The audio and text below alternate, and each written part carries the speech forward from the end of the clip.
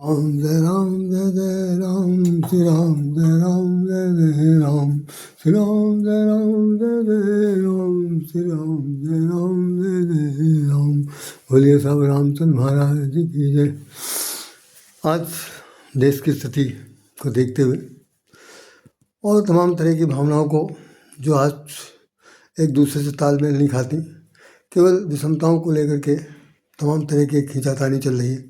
उन खींचातानी में अगर कोई व्यक्ति चाहे कि हम सकुशल जीवन जी लें, ठंडी सांस ले लें या सुख शांति का अनुभव कर लें, तो एक प्रकार का एक कल्पना ही मात्र रह जाती है, क्योंकि इसमें अब वो गुंजाइश रहने नहीं गई। कुछ सबके अंदर एक प्रतिशोध की भावना है, लड़ने की भावना है, कुछ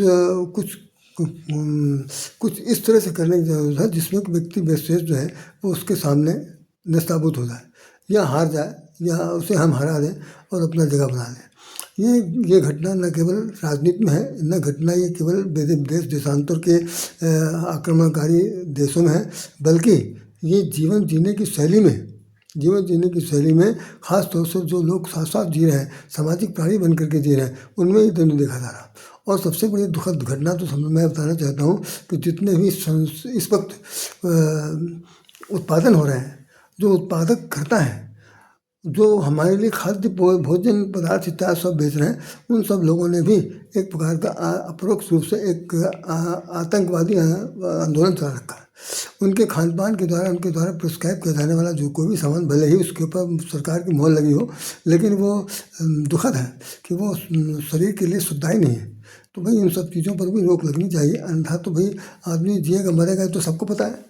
तो समय से पहले मर जाए, सिर्फ आपके प्रोडक्शन से मर जाए, जैसे खांसी की घोट पिलाने वाली दवा दी जा रही, और बहुत से तमाम सारे एरियम क्रीम आ रही है, या यूँ कह लीजिए कि तुम जो खान पान के बने हुए होटलों में सामान सप्लाई किए जा रहे हैं, या अन्य ऐसी चीज़ें हैं जिसके अंदर मिलावट की पूरी गुंजाइश है।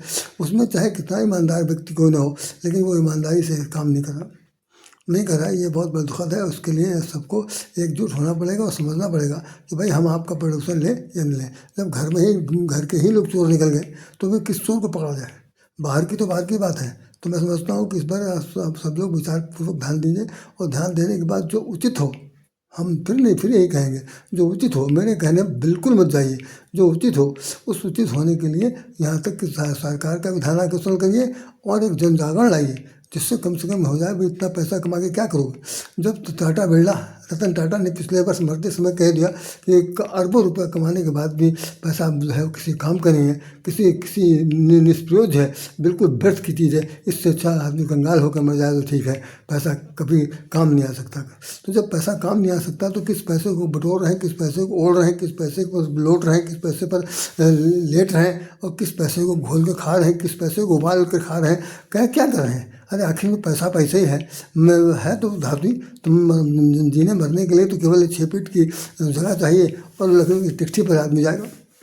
तो जब इतना सब कुछ होने के बाद उसका अंतिम शर्त जो है वो बताते हैं, हमारे गुरुजी बताते हैं कि पूरी बॉडी जल जाने के बाद जो राख बनती है उससे एक दिया सलाई, एक माचिस की डिब्बी बनाने के लिए फास्फेट निकलता है, बाकी कुछ नहीं।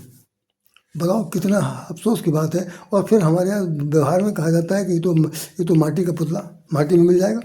तो जब माटी में मिल जाएगा, माटी का पुतला माटी में मिल जाएगा, तो सोना चांदी की बात बता रहे, सोना घर के अंदर सोने को दो, सोने से मोबाइल खरीदो। ये अरे क्या समस्या है भाई, क्या चाहते हो? आदमी को बिल्कुल कंगाल करके ही छोड़ोगे? बहुत अच्छी बात नहीं। इस तरह की सारी स्कीमें जो चल रही हैं, इन सब पर रोक लगनी चाहिए। और मैं सोचता हूँ कि भाई अपना प्रोडक्शन, अपनी चीज़ ऐसा कुछ करो कि भोजन हिताय भोजन सुखाय हो।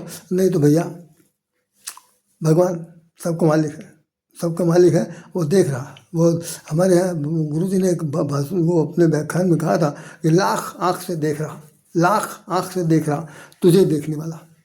हम नहीं देख पा रहे, हमारे जैसे करोड़ों लोग नहीं देख पा रहे, लेकिन देखने वाला तुमको देख रहा। तुम क्या कर रहे हो? उसकी सज़ा ऐसी मिलेगी, ऐसे जैसे होता नहीं कि ऐसा मारेंगे कि तुम्हें मरते समय पानी नहीं मिलेगा, वो स्थिति आ जाएगी। तो भाई सब लोग भगवान से डरो, चाहे न डरो, लेकिन अपने काम करते समय जरूर डरो।